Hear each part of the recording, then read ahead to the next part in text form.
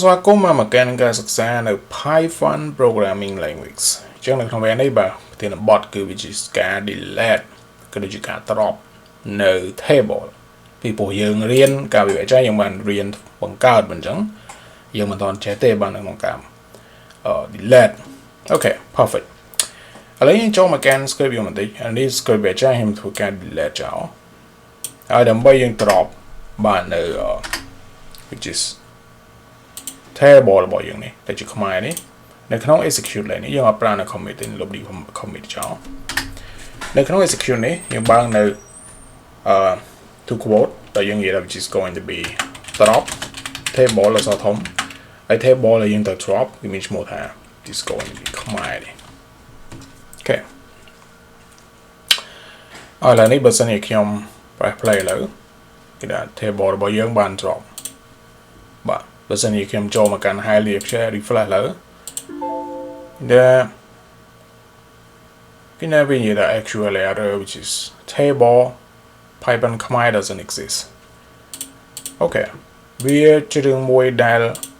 ពិតជាត្រឹមត្រូវបងណានៅក្នុង Python នេះឥឡូវគឺអត់មាន table ខ្មែរទេយ៉ាងណាមិញខ្ញុំធ្វើការបង្កើតមួយវិញ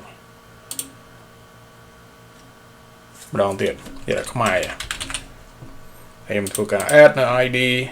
លក្ខណៈមួយ sample តែប៉ុណ្ណឹងអូខេឥឡូវយើងមាន column ខ្ញុំព្យាយាម delete នោះទៀត just going to be delete refresh delete បាត់អូខេ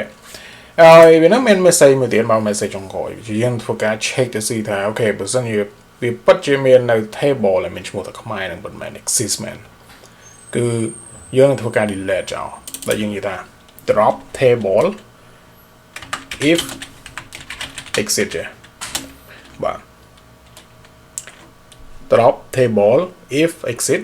ហើយ follow the table ខ្មែររបស់យើងខ្មែរបាទវាធ្វើការ drop អូខេចឹងយើងធ្វើការ run khmer.python in the work បាទអត់មាន error ក៏ប៉ុន្តែវាចេះបើសិនជាវាអត់ error នេះដោយសារតែយើងប្រើនៅ if exit ឡើយនេះបាទ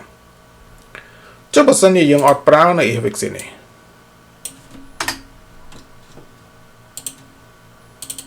គេ error បាទ error នេះវា error ដោយសារតែ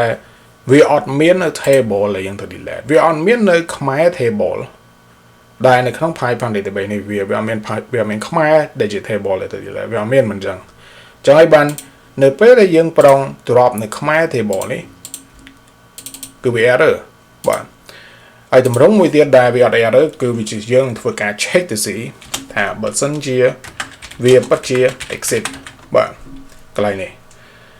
បើសិនជាវាពិតជាមាននៅខ្មែរដែលជា table នេះពិតមែន if exit ឡើយនេះបើសិនជាវាពិតជា exit ពិតមែនពិតជាវាមានពិតមែនអញ្ចឹងហើយវានឹងធ្វើការ drop យើងហើយបើអត់មានក៏វានៅតែ run program របស់យើងឥឡូវសារយើងប្រើនៅដំណងហ្នឹងគឺវាអត់ error ទេព្រោះវា check ដឹងថាអូខេអត់មានបាទអត់មានអញ្ចឹងហើយគឺ program នៅ run ដែរអញ្ចឹងតម្រងកន្លែងនេះបាទ if exit នេះគឺជា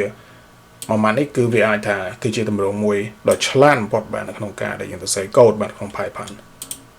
អរអញ្ចឹងយើងនឹងបន្តទៀតបាទក្នុងវគ្គក្រោយ